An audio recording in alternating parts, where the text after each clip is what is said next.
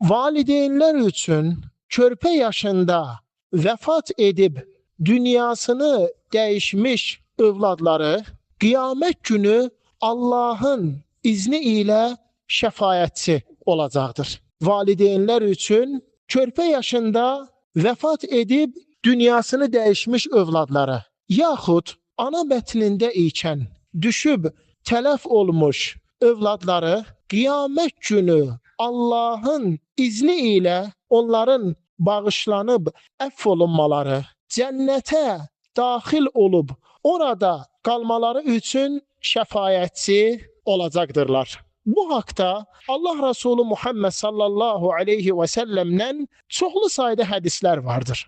Bir hədisində Allah Nəbisi Muhammed sallallahu aleyhi və səlləm buyurur ki, körpə yaşında dünyasını dəyişib vəfat edən övlad qiyamət günü valideynlərinin əlindən tutub onlardan yapışacaqdır. Ta cənnətə daxil olana qədər valideynlərinin əlini buraxmayacaqdır. Bu hədis onu göstərir ki, körpə yaşında vəfat etmiş övlad, yaxud ana bətnində ikən tələf olub düşmüş övlad valideynlərinin cənnətə daxil olması üçün səbəbkar olacaqdır. Bütün bu əcrlərə, bütün bu mükafatlara nail olmaq üçün gərək valideyn övladının ölümü səbəbilə, yaxud körpəsinin ana bətnində ikən düşüb tələf olması səbəbilə həmd, Allaha təslimiyyət, onun qədərinə razılıq içərisində olsun. Allahdan gəlmişik, Allaha da qayıdacaq. Üsyan, ah-nalə, fəryad etmək əvəzinə Allahın onun üçün yazmış olduğu qədərə asi olub qarşı gəlmək əvəzinə təslimiyyət içərisində olan zaman Allahım, bu sənindir, bunu bizə sən vermişdin, bunu bizdən sən alırsan. İnna lillahi və inna ileyhi raciun. Bu təslimiyyət, bu qəbul üzərə olan zaman həmin o övlad valideynləri üçün şəfaətçi olacaqdır.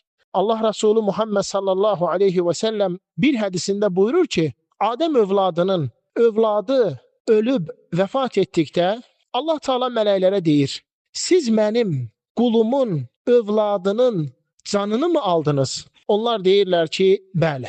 Allah Teala deyir, siz mənim qulumun ciyər parəsini, gözünün işığını mı aldınız? Mələklər deyirlər ki, bəli. Allah Teala bildiyi halda soruşur, bəs mənim qulum neynədi? Övladı dünyasını dəyişdikdən sonra mənim qulum neynədi? Mələklər deyirlər ki, ya Rabbi, sənə həmd etdi, sənə qayıtdı. Təslimiyyət içərisində oldu. Bu hal nə qədər ağır olsa da onu qəbul etdi. Bu zaman uca Allah deyir ki, mənim o qulum üçün o övladının dəyişməsi səbəbilə səbir, təmkinli olub Allaha təslim olan o qulum üçün cənnətdə bir ev tikin və o evin adını qoyun həmd evi. Həmd evi. Baxın dəyərli cəmaət, valideyn təslimiyyət içərisində olan zaman Allah Teala ona bu mükafatı verir. Allah Resulü Muhammed sallallahu aleyhi və səlləm buyurur ki, Adəm övladının körpəsi, övladı dünyasını dəyişib vəfat etdikdə onları cənnətdə bir dağda İbrahim Peyğəmbər və yoldaşı Sara himayə edib qoruyurlar.